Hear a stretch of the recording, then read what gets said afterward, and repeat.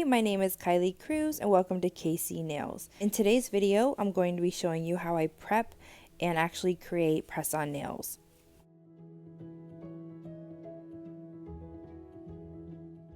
Hi, if you are new here, I hope you like and subscribe and consider sticking around on my channel. And if you're a returning subscriber, thank you so much for your endless love and support. You know it means the world to me. So we're jumping right in. We're going to be prepping these press-on nails, and I also have an added flower tutorial for you guys. So if you want to see like the final result, then stick around till the end. But before we get started, I wanted to show you guys like my holy grails of press-ons and just kind of like the full cover nail tips that I tend to gravitate towards. Okay, so I have two options here. They are both from Beetles. There's a medium almond and a medium square. I love the square. I think that's kind of the shape that I normally like to use, but I did want to show you what they look like and kind of like, it's kind of hard to explain how sturdy they are on camera, but I'm going to do my best. So as you see, I pull them out and like where the cuticle is, they are tapered down so that way they blend better with the cuticle. And then of course at the end where you hit them around the most, they are a lot thicker. They're very sturdy, they're durable, they're bendable, so they don't feel like tight or anything on the nails. And I've never had an issue with these. I've never had them crack on me or anything like that. I also sell press-ons and I've never had a customer tell me that they're not durable. So these are something that I always gravitate towards. I really enjoy this brand, and just in general, like the press-on full covers I always use. Another brand that I always gravitate towards is the Unigel. These are like the 2XL tapered long square nails. I use these in almost all of my videos because I just feel like using the longer nails you can do more designs, and I try to do that for you guys. So that is what I use, and I like these as well. I've never worn them for like long periods of time, so I'm not quite sure about how durable they are as far as like if they chip or anything. I don't think they do because I have seen so many reviews on Amazon. Like there's so many people who buy these, and that's why I purchased them in the first place. So I'm kind of going off of those reviews, hoping that they are sturdy and durable. But for the time being and like what I use them for, I love. So I'm going to go ahead. I just continue and purchase these. None of this is sponsored. I do have an Amazon storefront, so if you want to purchase from there, I do get commission, and I'm so thankful for that. But otherwise, like, this is my honest opinion and review. What I was trying to show you is like they all have numbers on the inside, so no matter what nail you get from like what brand, you'll always be able to tell what size that you are grabbing. So starting with the press-ons, as always, you're going to measure from sidewall to sidewall. You're making sure you're not applying pressure when putting it onto your nail, because you don't want to like squeeze it down and have it flatten out, because then it's not really true to size. So you want to make sure that it's really just sitting there flat and it's not being like forced onto the nail. All press-ons that I have ever bought have always had like a little hang nail type thingy at the end, so I always file that off. I think it's from their manufacturing process, but always, I've never seen it not there. So I go ahead and file that ahead of time because I don't like catching it with like the extra base coat or like gel polishes in general. I just think if I can take it off already, then it already looks better. So take that off, and I go ahead and just use the 180 grit on the nail file. So that's the softer side, not as coarse. Try to keep your nail file straight because you don't want like a little lip or an angle when you're filing. Okay, so the next thing that you guys are going to need are like these adhesive sticky tabs. You can get them on Amazon. I think I have them on my storefront as well. But yeah, they're basically like the tacky glue stuff that people always use for like paintings, I think, or wall hangings. I wouldn't suggest using it for that, but I'm just saying it's kind of similar. And I always take like a little clump of it and I roll it around in my hand first to kind of warm it up, because I want it to be pretty tacky, because I want it to hold that nail on.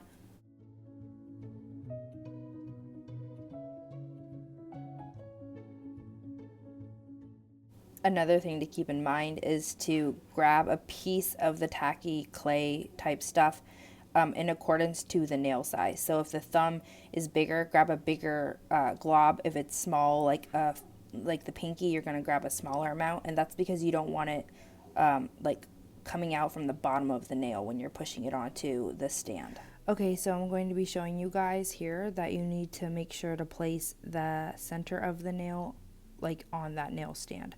So don't go too far forward and don't go too far back, because when you are painting or say even like filing, it could potentially like knock that nail off just because you have more pressure. So to make it more sturdy, just put it in the middle. So if you make sure that you warm up the tacky adhesive and then you place that nail in the center of the nail stand, it should not be coming off. You could flip it upside down, you could tap it on stuff, like it should be fine. When I file, it's not going to come off. It should be on there. So those are the little pieces to the nail stands, and this is the actual like strip. So as you can see, there are magnets. The stand has a magnet on it, and then that's magnetic as well. So again, it should not fall off. You can see that I could flip it around. I could like try to knock it off. It's not going to come off. It should be pretty sturdy. I know some people do like to paint like while it's on the stand like that. I don't. I like to individually hold it just because I can maneuver the nail a lot easier. But it's all with preference, so whichever you decide to do. So we're going to be prepping a press-on nail and then creating like a flower design. And no, I'm not going to create all 10 nails on camera. I'm just going to create one, and that's because when I create press-ons for people, most people don't want like a 2XL nail. So those were a lot smaller that I'd showed you in the beginning. So we are going to go in with one of my 2XL tapered long square nails from Unigel, just so I can show you guys like in depth of how I prep press-ons and create them. So going in with my sanding band and the e-file, this is optional. Sorry, the sanding is not optional. The e-file is. If you don't have one, go in with a hand file. You want to get the shine off of that nail, same as you would if you were creating Gel X nails. So get that layer off.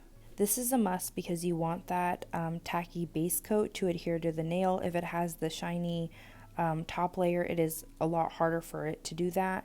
But it's also going to prevent chipping later on, especially if you try and reuse your press-ons multiple times. You're going to see that difference. It's not going to chip around the edges, especially if you're one to reuse press-ons quite a few times. You don't want that gel polish to chip. So like I said, it's not going to completely 100% prevent it. It just may make it last a little bit longer. So I would suggest doing that. I think it's a must. So I go ahead and take that extra time to take the shine off. Okay, so this nail is completely filed. You can see that the shine is minimal and it does look a little matte. You can see the streaks kind of from where I was filing. That is fine, but we are going to go in with a lint-free wipe and we're going to put isopropyl alcohol on it, and we're just going to get the dust off. This is also a necessary step because you don't want like any straggling dust on that nail. It will show up on the gel polish. Okay, so as you see, I cleaned up the nail. It was shiny there at the end, but once it dries down, it is matte looking again, and you can see that it's pretty clean.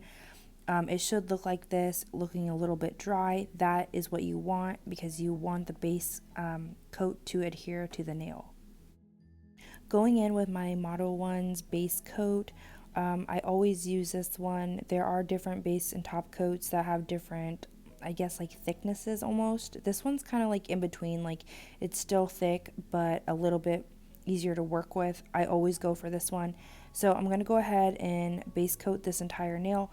With this step, you want to make sure that you're completely coating the nail. Don't try to skim on this step, like don't try to save on your base coat, because honestly this is what's going to make the nail look the best. If you have little streaks on your base coat or you're missing like little spots on the nail, it'll show up when you put a color on. So as you can see, it is very soft, it is smooth on the surface, and you're going to see that when I put on the base coat here. So for my base, and I didn't mean base coat, I meant like base color, I'm going to be using the Beetles gel polish. I always use this one. It is like the perfect nude. I say that a lot when I use it. But I'm going to go ahead and use this color, and the lighter the color, the more you can see the imperfections. So I'm just saying, like, you really want to make sure the base coat is set it looks good, and then cure it, and you will see and you can tell the difference when you add a color. In my previous videos, I have done some unboxings and I was using lighter colors, and you could just tell that they needed like second coats to them. This is going to need a second coat, so I'm going to go ahead and do that. But that doesn't mean you did the base wrong. It just means that it's like a more opaque color. But what I'm trying to say is if you were to do the base coat and like some parts were thicker than others and it didn't completely coat that nail, you'd be able to see like a weird bubble or like little divot in the color. Okay, so I only did one coat with that first like nude color, and this is kind of more like a sheer glossy nude, so I forgot that I wanted to put this on top of it instead of doing two coats of the first. So this kind of makes it like a different color altogether, but it's more of like, I don't know, I guess like a pinky nude. It has like a hint of pink, so we're gonna go ahead and put that on it too. I think it just makes it a little bit warmer. Also, with applying gel polish to press on nails, you want to be aware with every layer you do put on, because it is going to add thickness to the nail. So make sure that you coat the nail fully and it evens out, but you don't want to put like a massive amount where it's going to make the nail thicker than it needs to be. So just be aware of that. And you also want to make sure that you are curing for the full 30 to 45 seconds with each layer, because if you don't, it's going to be like still wet. Like you would be able to feel it and or touch the nail, and it'll like cave in a little bit, and it also just, it wouldn't look good. In addition to how I prep and create press-ons, I'm going to show you guys how I create a flower on a nail. This is hand painted, so just bear with me. And like I said, I kind of tend to wing things, so there's not like really any like per instruction to follow exact, but it's just kind of like my tips on how I do it. So firstly, I always go in with the lightest color first. That's normally white, and that's because I want the other colors to pop. And then I take like a tapered brush. This is from Model Ones, and I really do like this one. They are on my Amazon storefront, but the reason I like this specific brush is because it's tapered towards the tip of it, so you can get like those little streaks, and kind of like do you see how I'm pulling? So the tip is lighter, and then you can flake it out a little bit better. So I'm going to try my best in explaining how I'm doing this, but I apply gel polish onto the brush, and I'm flaking it onto, or more like flicking it onto the nail, and I'm not using the same exact pressure on each petal. That's because I want the streaks to show. I want it to be streaky, and that's just because, you know, overall a flower doesn't have all the same color throughout the entire thing. That's what makes it so pretty.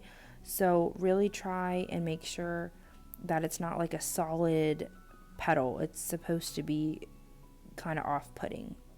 So I went ahead and cured each of those layers, and I'm going to add some color. And I love this because when I did this in general, I was adding two different types of blue, and you could really see the different colors peeking through, but also the white in the back.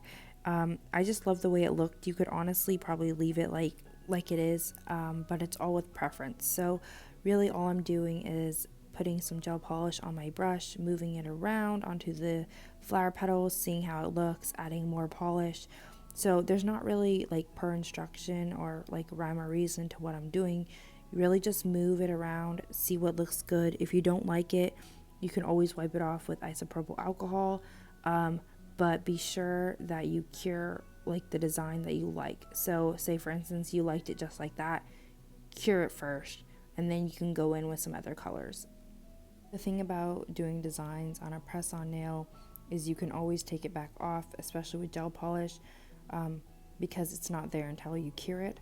But just make sure that you're aware, if you did something that you really like, please cure it, because if you did something in the next step and it just didn't turn out nice, you know, you risk either having to clean it up with a brush and it may not look as good or clean, or, you know, it gets erased. So just be aware of that. So like I said before, I'm winging this completely. I don't even know what I'm doing by now, so I'm just kind of adding more and more petals and layers and colors. I'm trying to find that depth, and you know, with the bottom one there, I don't really like the shape of it, but we're just gonna go with it. So towards the end here, I had cured everything, but I do want to add some like little detail lines, so I'm gonna go ahead and do that. And then I think since this is looking more abstract anyway, I might add some darker lines just to make it pop a little bit more.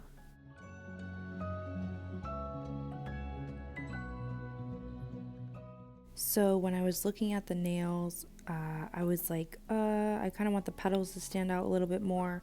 So then I decided to go in with some white and kind of just like carve out some random petals, and that's because I kind of wanted to make this look a little bit more abstract. So as you can see, I added just some like petals outlined in white all over the nail, but I did need to go one step further because I felt like it looked a little bit off. So I'm going to go in with the black and outline some more.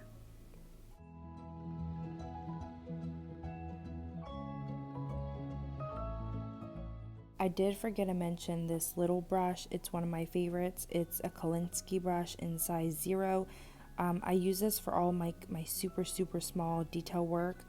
It's very tiny, but it gets the job done, and I've used it since I started doing nails. I highly recommend this brush.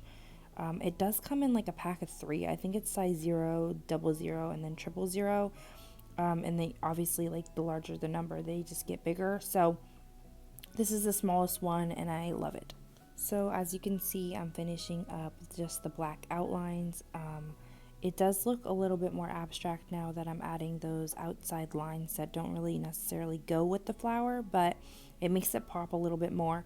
And I kind of wanted to do like an alternating pattern on the outside, so I'm going in between the other outline just so I can make it kind of like, I don't even know what the actual term is called, but it's, you can see it's alternating because it's a little off centered from the initial pattern.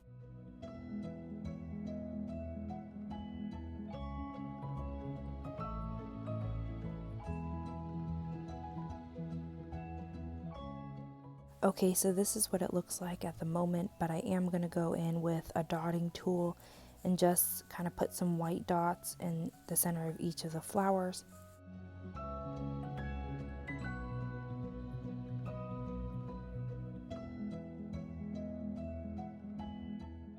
So when we're finishing up the press on, we completed the design. We are going to top coat it. I recently did a Melody Susie unboxing, and I really enjoyed the polishes. So we are going to go in with the top coat from them. I like it a lot. Again, when I mentioned don't skim on the base coat, don't skim on the top coat either. This locks everything in, and it also just makes like it wear better. So you're not going to have the chipping problem again. You don't want also your design that you just did to chip either. So just make sure you top coat it well, and then you are going to cure for 120. Okay, so this is the completed design of the press-on, but you think, yes, we are done. We are not. So it is all done. It's smooth. It's pretty, but we haven't actually taken it off the nail stand yet, and you have to do that because you're going to wear them. So take it off of the nail stand, get the tacky adhesive off of the back of the nail. So you may think that this is done now, but it still isn't. So like if you were to do Gel X nails, you also have to go in and just clean them up, and you want to do that as well because you may have gotten some like extra gel polish that may, you know, just not look as smooth. So you want to make sure to go in. So we're going to go in with the 180 grit, and we're going to clean up the free edge there, and make sure you look at the sides as well. Normally, like if you painted or have painted on these for quite some time, you shouldn't have any like hanging edges on the sides, but just in case, go in, take it off. Make sure you get the edges around the free edge as well, like the little corners, because sometimes they can be a little bit sharp. So just go ahead and file those off, make sure it's smooth. Because we did all this little cleanup and filing, there will be dust. So go in with the lint-free wipe with some isopropyl alcohol, and go ahead and saturate the wipe quite a bit because we want to really clean up the bottom as well as the top of the press-on nail. The bottom, because you had that sticky adhesive on the bottom and you don't want any remnants of that. And then the additional step would be to go ahead and etch the inside of the press-on, but that is part of applying press-ons, so we're going to go ahead and skip that for now. But otherwise, this is the completed press-on. It is nice and smooth. It looks super good. You can see that this process was a little bit longer than most, only because I did the nail design and artwork in between. But otherwise, those steps before and after the floral design, that is what you need to do to each and every press-on nail. The before prep, the during, like making sure that you're coating the nail correctly with the base coat, and then obviously the aftercare, so just making sure you're cleaning up the press-on and all of the in-betweens as well. So I really hope that this video helped you guys. If you do create your own press-on nails, just be mindful that the little things do matter, especially towards the end. You'll see it, like the little flaws in your nail and or artwork. I think my biggest thing was just the repetition, like doing it over and over again. I learned like what not to do, what to do, or what to do better. Again, thank you guys so much for watching, and if you are new here, please consider liking and subscribing and sticking around on my channel. And if you are a returning subscriber, thank you so much from the bottom of my heart. It does mean a lot. If you guys want to show a little bit of extra love, then please feel free to leave a comment down below. Okay, I hope you guys have a good one. Bye.